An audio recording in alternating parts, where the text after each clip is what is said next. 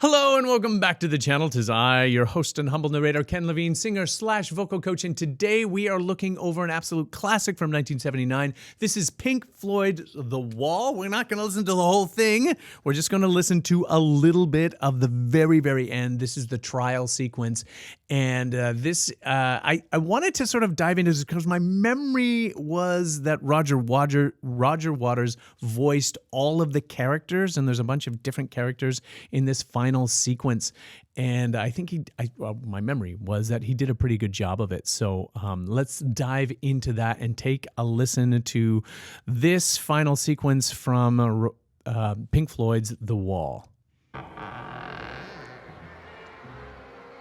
And if you've watched this before, and if this is bringing back any memories, please leave those down in the chat.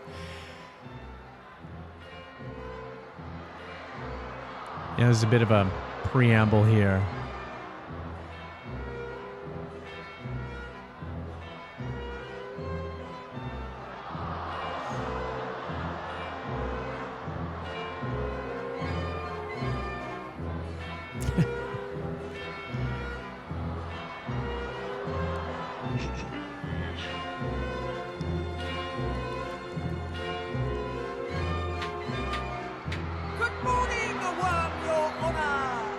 The crown will plainly show the prisoner who now stands before you was caught red-handed showing feelings of an almost human nature. This will not do. Oh, the animation. Okay, I was just going to shout out to the animators on this part of the film. It looks like someone fed a Casca novel into a blender and poured it over a Monty Python sketch. I mean that in the best way possible. It is terrifying and gripping in the same, at the same time. So, this I'm having a blast from the past just watching this and smiling and kind of horrified because I don't remember all that goes on or transpires in this particular sequence. But that's Roger Waters as the prosecutor, I think. Call the schoolmaster! I always say, come to your good gently and your honor. If they'd let me have my way, I could have freed him into shape. But my hands were tied. The bleeding hearts and artists where I'm going. We must let me hammer him today. Oh yeah, the bleeding hearts and artists, they are to blame for every society that has run amok. His voice, if you ever thought that your singing needed to be clean or nice, I think this scene, takes a sledgehammer like that to that whole idea. Like, he is not about being beautiful in this. It's about character, and that's what he's really drawing on. And all of these British accents, they're very distinct for the geography, I guess. I don't know too much. They all sound British to me, but they have their own unique flavor and character about them, and they work. And what he's doing, what he's creating here, they totally work. Crazy, toys in the attic, I am crazy.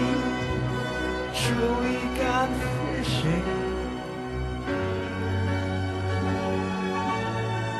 They must have taken my marbles away. I was getting chills there. That sounded incredible. I don't know what they did, maybe some effect or some flange or some vocal doubling there at the end. But again, like I said, he wasn't trying to sound pretty there. It's just gut-wrenching. It almost feels like an emotional breakdown. I guess it is kind of in many ways. It's this emotional breakdown. PiNK, who's the main character, I think in this animation sequence and in the movie itself, plays sort of like a rock star who's just gone on a psychedelic drug-addled psychic breakdown in a way, and And this is what it is, this is sort of like the original emotional breakdown in both cinema and in rock music, I guess. I don't know. Only with a British accent, and terrifying cartoons, which makes it feel all the more macabre and grotesque in a way. And there's some, but not without its beautiful moments.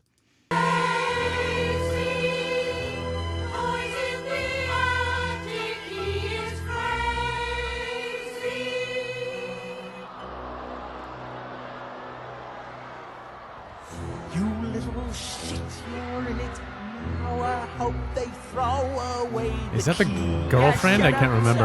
To me more often than you did, but no, you had to go your own way. Have you broken any homes up lately? Just 5 minutes, worm, Your Honor. Him and me alone. The animation, I don't want to go on about it too much, but it does feel like your weird dreams and your therapist's sketchbook, got into a bar fight. It's just so mangled and tortured. Come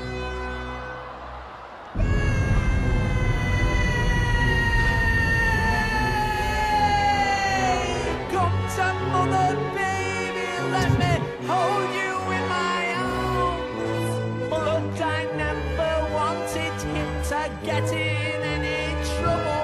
Why he ever have to leave me, worm, Your Honor? Let me take him home. Crazy over the rainbow, I'm crazy. Bars in the window. There must have been a door there in the wall. When I came over the rainbow, he is crazy.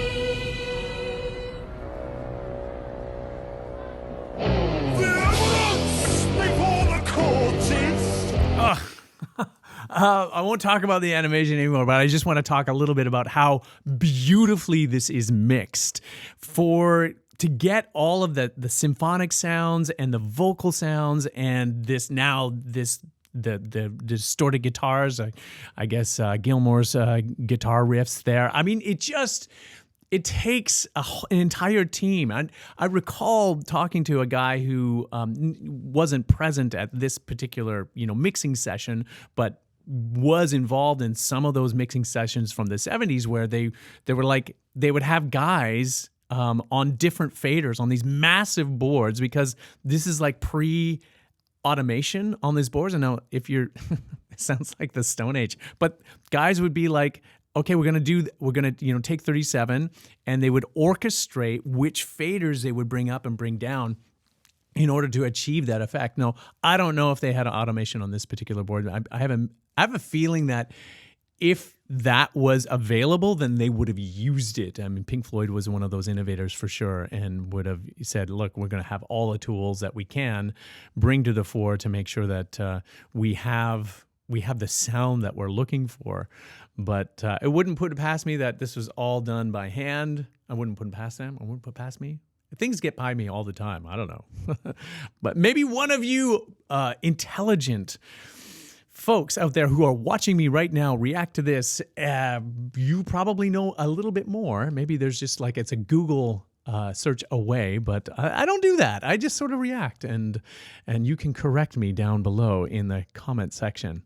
And anyway, before we dive into this, this is the judge now, and again, this is Roger Waters.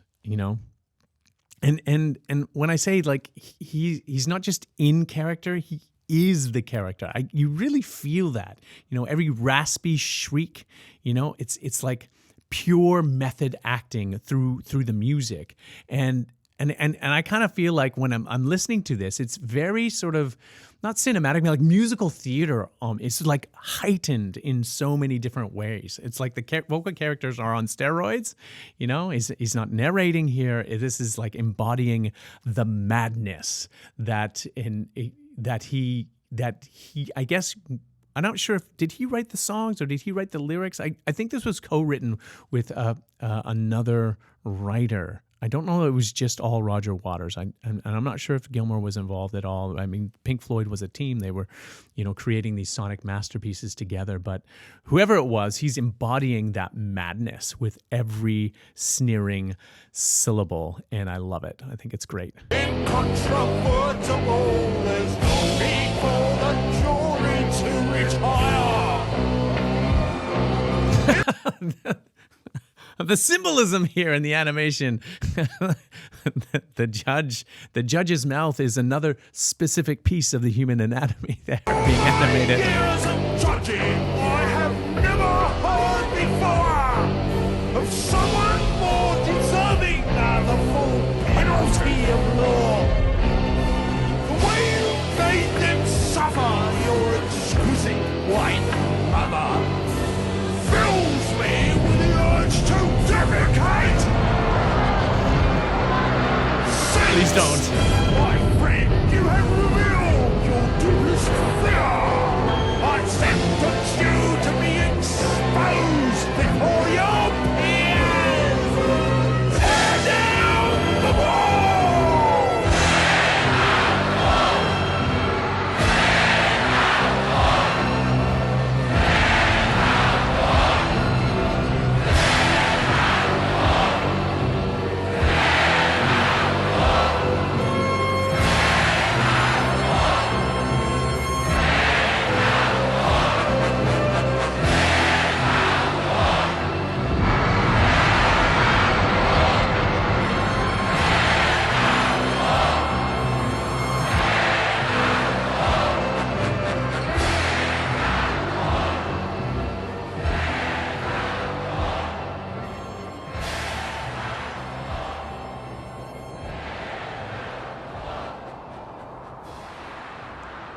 Wait, does the wall explode here? I can't remember. What? I forget this sort of extended montage. I think the wall explodes.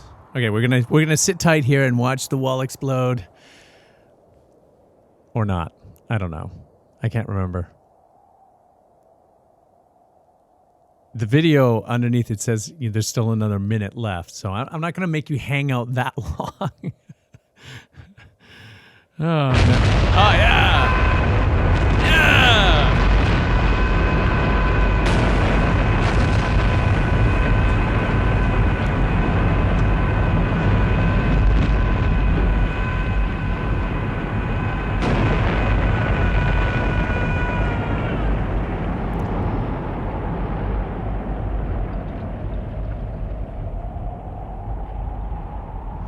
The wall didn't really get torn down, but kind of blown apart.